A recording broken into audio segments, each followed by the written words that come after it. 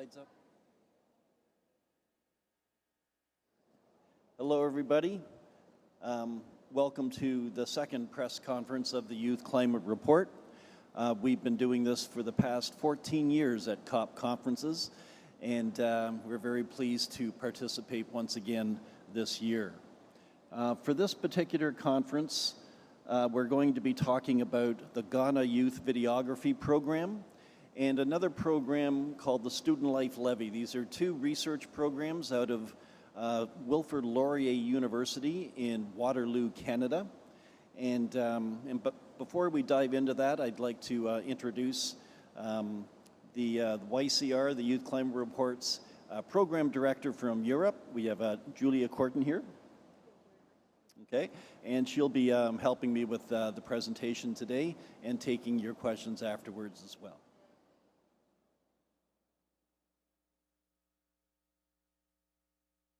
Okay, so the Ghana Youth Videography Program is now in its fourth year, and it's an initiative that empowers young people in Ghana to create films about climate change and other environmental issues, using visual storytelling to drive awareness and action. Collaborating with organizations like Wilfrid Laurier University, the Ghana Institute of Management and Public Administration, known as GIMPA University, and the UNFCCC's Youth Climate Report, the program trains youth in videography to create documentaries that highlight local challenges and present evidence to policymakers. The films are screened locally and internationally, including the UN climate summits here at the COP conferences. Now, this year we did something a little different. We usually cover climate problems in the south of Ghana, but this year we went to the north of Ghana to talk about agricultural and food insecurity issues. And in particular, we focused on farmers who are facing challenges set by climate impacts, and those farmers are all disabled.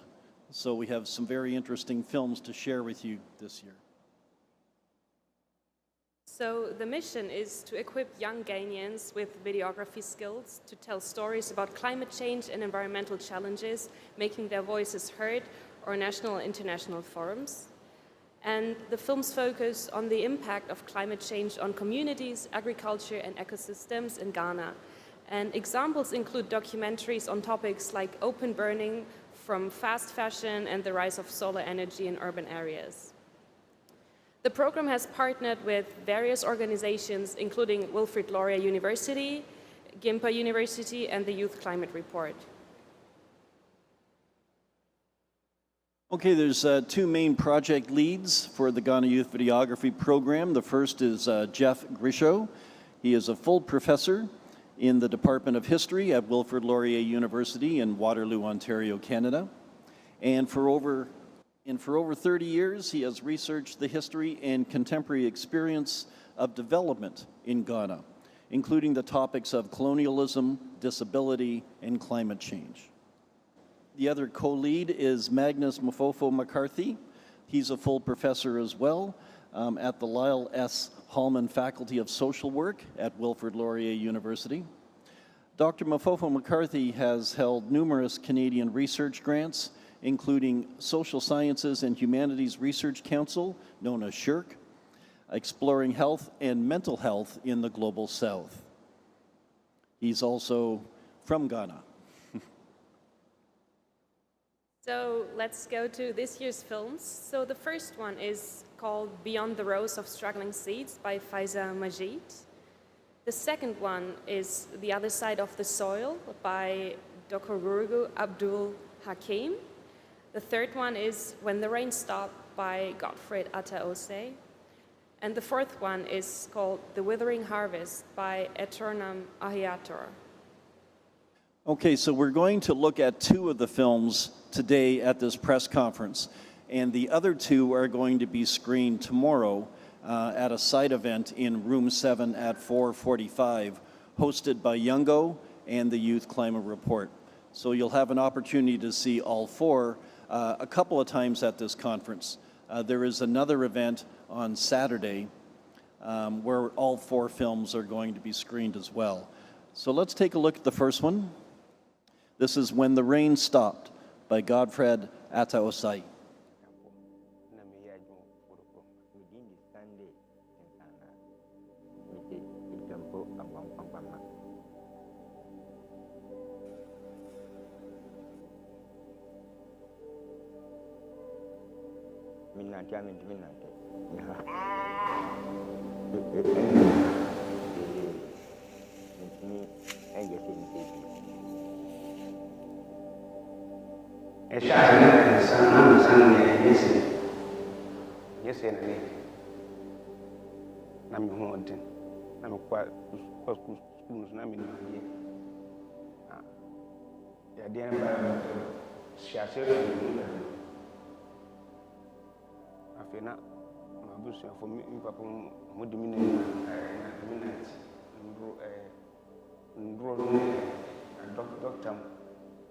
Hospital ejindro saa no musi afi tama so se drone ejai drone ji tumba na afi na misa na anya ayese that ba ya de shase na ayese ne eya misa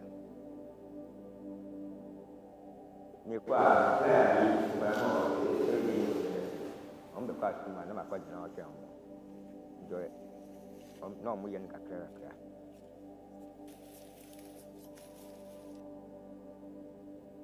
bra was bibia na so meeting na so na no nesi na ayeti na abuso to ajisa mu trust na so yet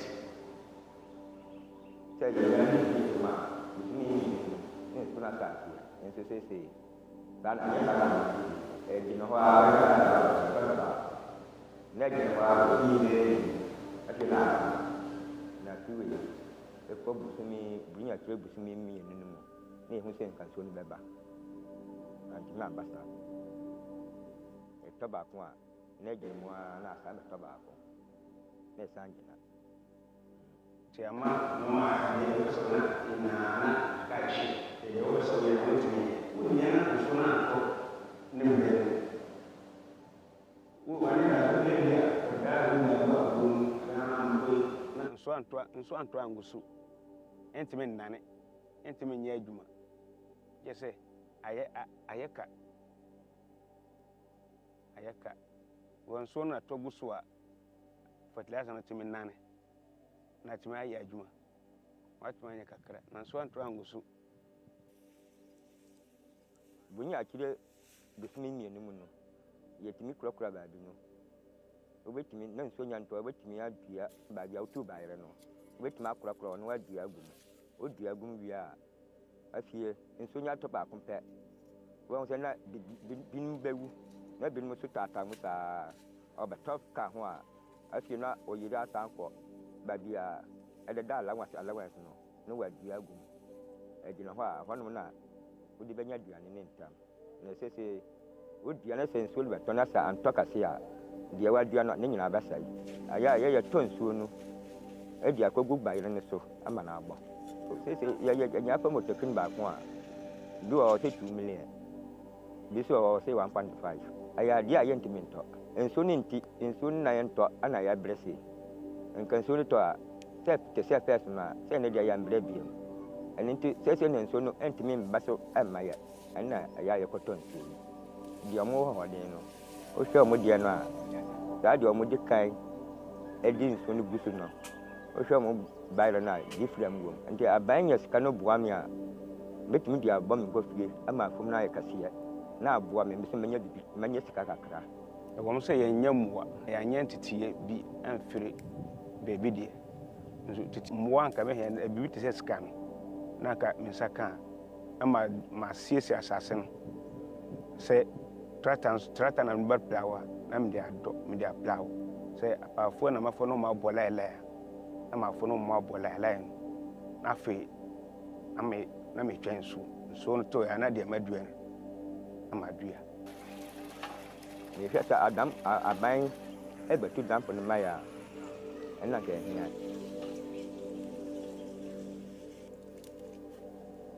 de matuma kan de se bibi sa tuwa de wo ho de batumi no man ka sa wontumi nya bibi wo batuma ya bibi ma bibi ya bibi ti wo batumi aye de wo ho de batumi se de ba ya aho kire no enye bebre.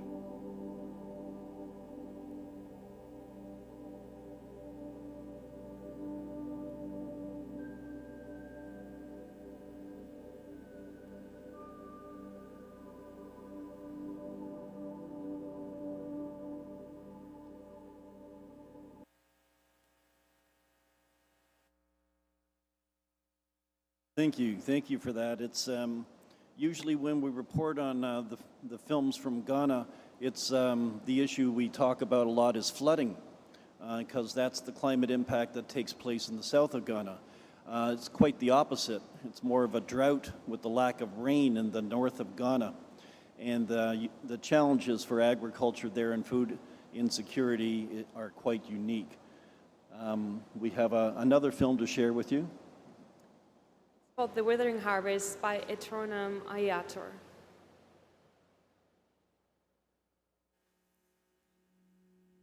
Me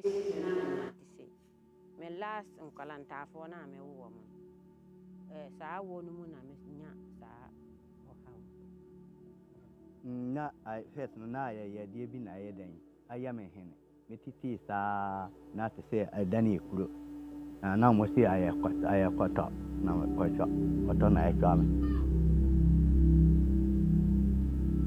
tama me nyem wo mo no na omo ye mi na omo akoro so nti na ba ko nan ewo me sirem ti omo ko ye me operation no ti operation no mu na me sore ya na me te ya wo se me this antempa na me nim se bia eye at once na ye kuru na ma na ese basanti ewo hwa ediri be ye 5 years reko no na me tinka wo me kase ni mu se eye me ya de me de na me sa atende na me timi di ya adwuma me swane ma me kwafum bibia de mpe metimi ye by edru every 10 years reko no de be 5 years ni de me metimi anante kakra kwa adrefo ba mentimi swane na mentimi koto me koto a nan no en peja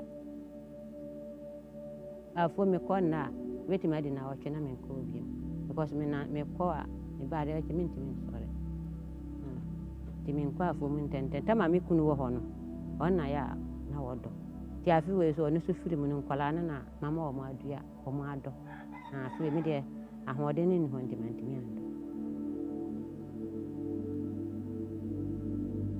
me do ba ire na me do abro kakra na ani beans kakra nkola mo de omoko school ba omoko school ba me ma omoko abia abro honom abro asia omutimi yeden ati mi kodomu kakra me yeso kwa abia ono so wakwa watimi akoye sajima no bia kakra ana afum kura no ba ira fum kura no wura ho a watimi ayeden akoye ho ajima kakra ba ya no mu na ekọ anim kakra first na abrunu na mema na akọ anim ba ya ho de no na yeden ati ba na ba ya na yeden asini kakra die yetimi hunu se last year sensu anto ama niama anya yiye bayere hye aburu hye bibia yedu ye bia ne ho efa afudie last year sabre nyina bia na nsu nto ade na o ya no antimi yes te se first na o ya den otimi nya ni mani ko ani misa no se ade no kra o anya no nsu ni to sa no ontimi nya no sa se aburu ndia o ba ya ji se adru na wa den o ye bia adru na o fa adru ngusu a antimi mboa untimi abruno ubada da unfa drungu asia unye bindi ese kuya adwuma no so nko ana wo ye wonni adwuma bi aka ho ana wo san na ye wo ye wantimi anko amba obayira adidi senka aban be boa me ana se minya opanyin bi se obeboa me a di muwa bi a wo de be boa me no bebe ye me de ano tambia me twinsu ba mintimi ya da hu se me bike mintimi twinsu wanyi motokin aboa me a ti dia mmodi me ye den de nsuo kɔma me awafo.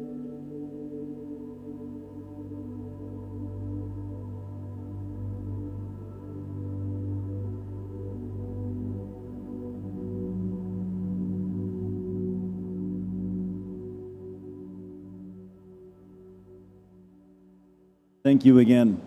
These are very inspiring stories, and there are two more that we don't have time to show here at the press conference, but they deal with visually impaired farmers and the unique challenges they face caused by climate impacts to their farms.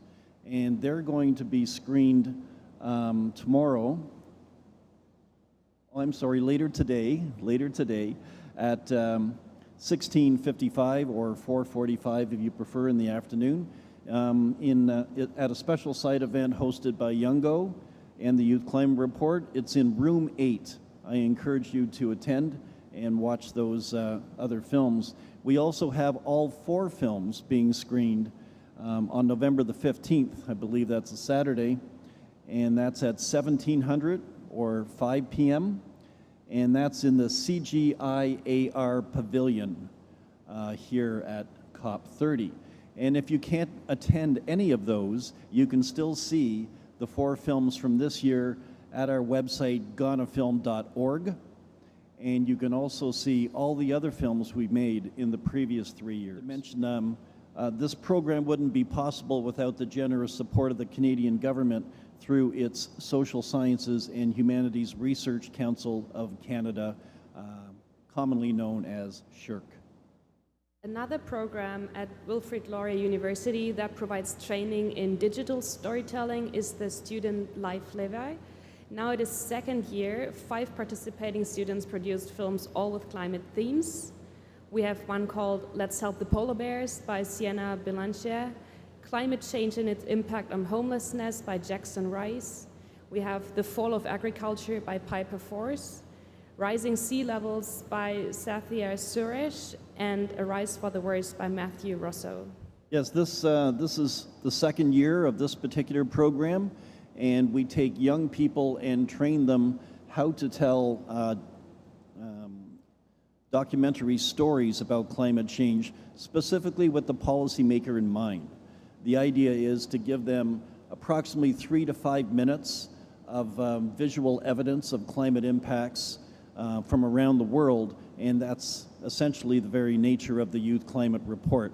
It's used as a database resource and a data delivery system for policymakers that attend the COP conference if they want to see what these climate impacts look like, and if they want to see the climate stories told by those impacted by it. So we have one film that we'd like to share.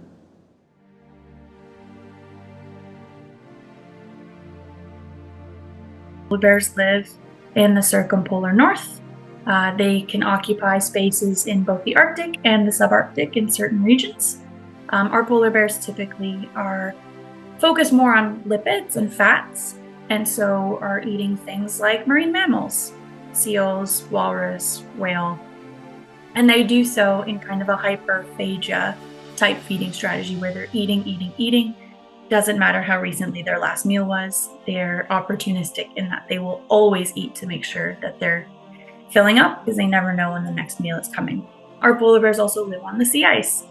And so for them, they rely on the sea ice to survive, period. Our polar bears need the sea ice for hunting. So that is their primary method for hunting their food.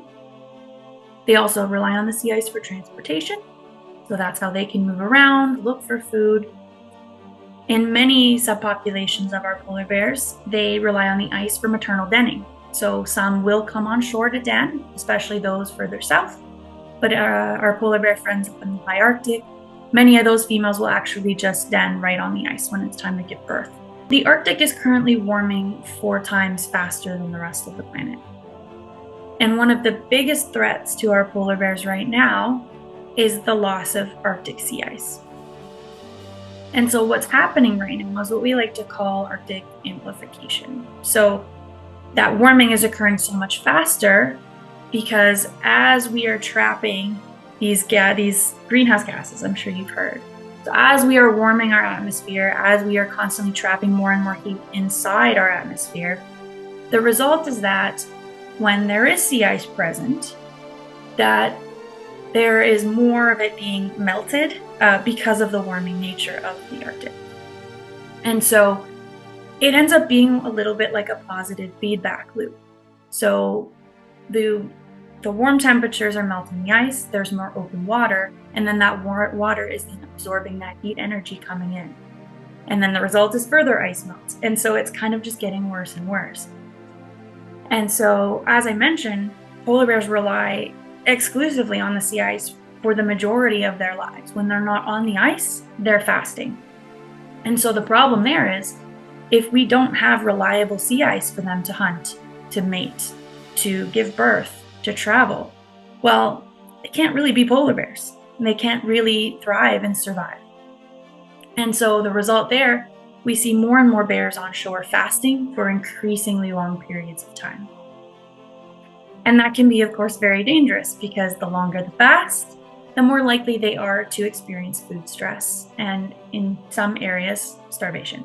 We have seen in our research and many of our studies that the approximate threshold, fasting threshold that our polar bears can meet is 180 days would be a limit.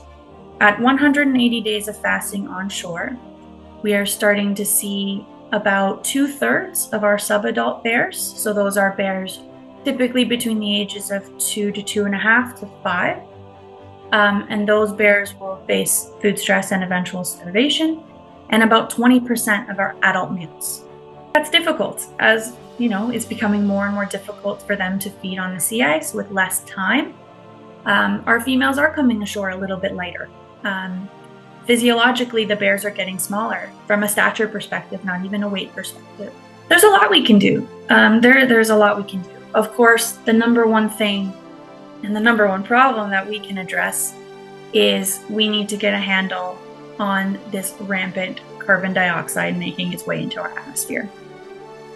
So by limiting our emissions, by stopping the burning of coal, oil, natural gas, we can significantly reduce the amount of carbon going into our atmosphere, and we can absolutely slow down and even stop the warming, which is resulting in that melting sea ice.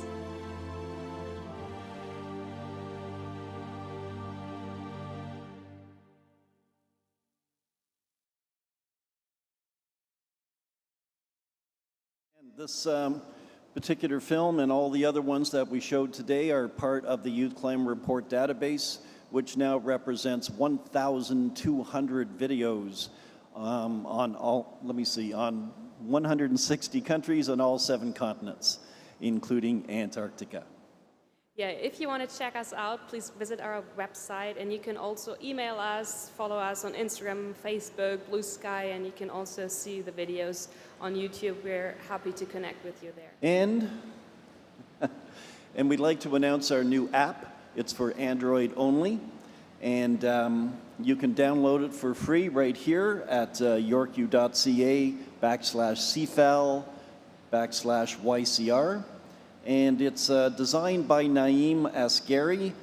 He's in the CFAL York Swan Lake Citizen Science Lab at York University in Canada. And the iOS version for Apple is expected to be released in 2026. So thank you very much again, and we have time for about a minute of questions, if anybody has any questions. Okay, if you wanted to talk to us, we're going to be outside the press conference room, and we can do interviews out there. Okay? Thank you very much, everybody.